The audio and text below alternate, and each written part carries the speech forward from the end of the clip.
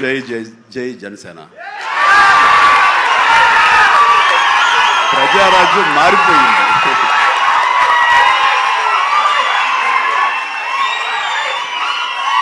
ప్రజారాజ్యం రూపాంతరం చెందింది జనసేనగా. I'm very happy. ఆయన పార్టీని తీసుకెళ్లి కాంగ్రెస్తో కలిపారు. అది కూడా ఈ జనసేనమో ఇప్పుడు కాంగ్రెస్కు వ్యతిరేక రాజకీయ శిబిరంలో ఉంది, బీజేపీతో ఉంది. ప్రజారాజ్యంలో కాంగ్రెస్లో కలిపారు. కాంగ్రెస్లో కలిపిన పార్టీకి రూపాంతరం భారతీయ జనతా పార్టీతో ఉంది. బీజేపీ మామూలులో విలీనం చేయమని అమిత్ షా అడిగాడని కూడా పవన్ కళ్యాణ్ చెప్పారు.